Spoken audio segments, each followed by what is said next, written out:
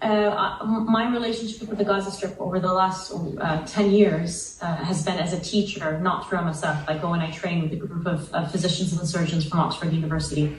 I also do work for MSF and I speak on their behalf for the international community on this particular issue.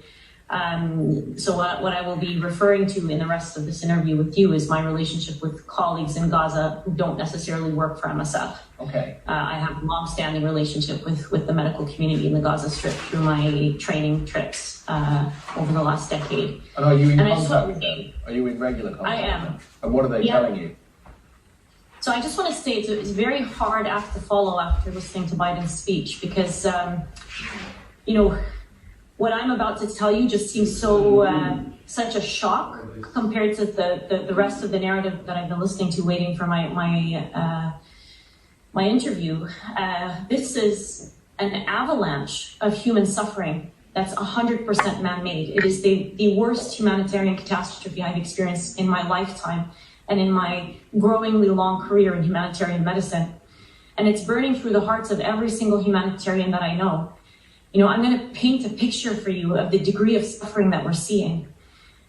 People keep asking me about medical aid and hospitals and the situation of the hospitals. The entire hospital healthcare system collapsed almost a week ago. It was announced on TV for the whole world to see.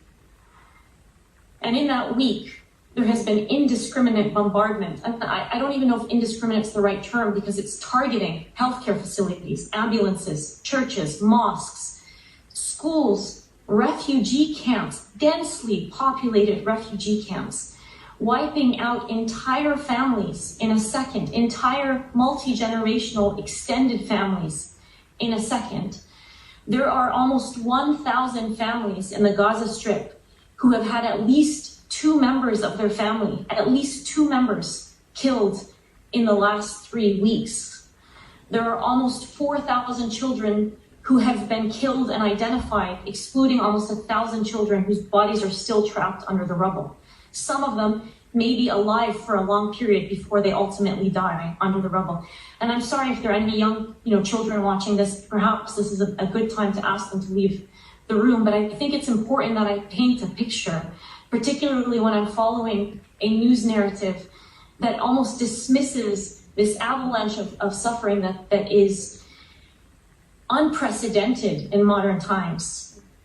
There's an acronym in the Gaza Strip right now. I'm a pediatric intensive care doctor. I see a lot of suffering in my career. There's an acronym that is unique to the Gaza Strip, and it's WCNSF. Wounded child, no surviving family. Children, and it is used not infrequently in the last 3 weeks. It was coined in the last three weeks. One physician told me a few days ago that a little girl came in wounded, and she had a piece of paper in her pocket that she handed to him. He sent me a picture of the piece of paper. It had 27 names on it, and she said, "These are the members of my family that were with me in my home. Please look for them. Please look for them under the rubble. Don't look for this one," and she points to the name of her sister. "I know she's already dead." This is a 10-year-old little girl. Wounded child, no surviving family should not exist as an acronym. And to follow President Biden as he continues to justify and to warmonger, all I can say is this has to stop. It's a collective stain on our humanity. It's a stain on our collective humanity. Tanya, let me ask you paint such a vivid and horrific picture. You really do, and I understand that these are your friends who you've worked with and how difficult that must be. You're not alone. I've been hearing today reading testimony today from Philip Lazzarini, who's the Commissioner General of UNRWA. He's been speaking to the UN Security Council. He said this: "The sanitary conditions are appalling. People live on very little bread and whatever is left of some water. 70 of their staff members have been killed, and they are looking after 670,000 people in their refugee centres." Is there any sign from what you're hearing of a humanitarian pause or pauses that could be negotiated? I'm not a politician, but the word pause to me makes no sense. You know, you pause to nourish and hydrate a population before you kill them.